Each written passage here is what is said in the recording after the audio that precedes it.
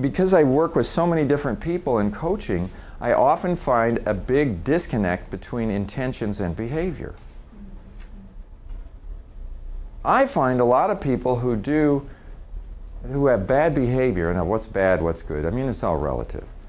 But, you know, the way I judge bad and good is from an ecology point of view, because I don't have a better measurement tool.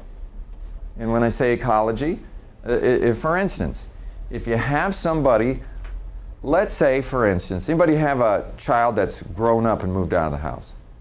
Okay, let's say that your child who has now moved away, who is now an adult, has become a freeloader and expects you to pay for all their bills, and has found ways to stick you with bills for things without your permission. And they found just all kinds of little avenues because they lived with you for so long, and then all of a sudden you find out that they charge some things to your credit card or something like that. And okay, so it's a bad behavior, right? And you'd be really upset. Do you think that there might be a positive intent behind it? For you? Let's think about framing.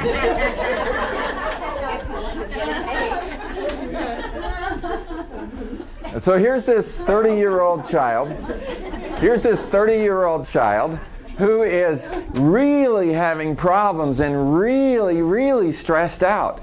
And they're trying to reason their way through, and they're going, you know, Mom has all of this money, and I've asked her for it, and she usually gives it to me, but she said no, and blah, blah, but I really, really need this, and it's so important to me. Okay, we're getting narrower and narrower, because what's happening is they're only looking at their own point of view. And she's never even gonna miss it. But it means so much to me. And then, you know, people will rationalize. I mean, they really will. And the positive intent, no, it's not for you. It's like I'm not doing this for Mom, I'm doing it for me. But my positive intent is, I'm gonna buy food. And I need food. She wouldn't want me to not have food and to starve to death. I mean, it's amazing how twisted people get in their thinking, okay? But somehow they rationalize a behavior. Sometimes people do things without even thinking because of their personality. And you can't even imagine how they could rationalize. Has anybody ever lied? You know what a white lie is? White lies. A white lie is a lie that you have rationalized. Right? I mean, that's what it is. And is it possible you could tell a white lie to somebody, and to you you've rationalized, but when they find out that you lied, they're just angry and upset that they don't say, you told me a white lie. You lied to me flat out. You looked me right in the eye and lied to me. Is that possible? Yes. And what I'm just trying to look at that with the subjectivity of human experience and perception. That's no matter how, sometimes you say, I don't know how this person could possibly do this. You know, well, they're not you. Does that make them inherently evil and bad?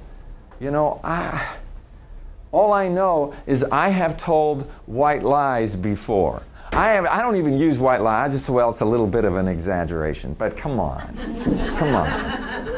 It's not true, you know. But if I can rationalize, because I want to feel good about myself, so I have got to have this certain set of rationalization. I can say, it's okay. Under this condition, it's okay. You know, fine. And then I feel good. But then the other person, when they discover it, all of a sudden, now we've got this thing going on. And a lot of people are in their own world. In fact, we're all in our own world to one degree or another. And so in my world, this behavior is okay, and your world is totally not okay. And I know that there are extremes, but the thing is, it's just different versions of the same thing. In this person's world, their disruptive behavior is rationalized. And they have a positive intent. In their own twisted way, they have a positive intent behind it. So in conflict management and dealing with disruptive behavior, The thing is, what do you want to accomplish through dealing with this person? I assume you want them to stop the behavior. If they would stop the behavior, then I'm okay.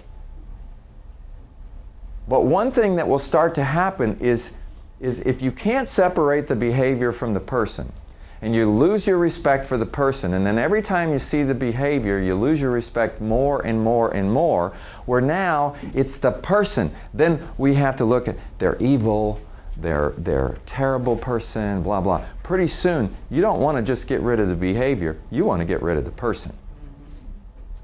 Now, part of that is because you don't know how to separate. You don't know how you could get this person to stop the behavior. It's like a package. The behavior and the person come together. So the only way to get rid of the behavior is get rid of the person. But in conflict management, really, if you want to be effective at it, you've got to separate the two.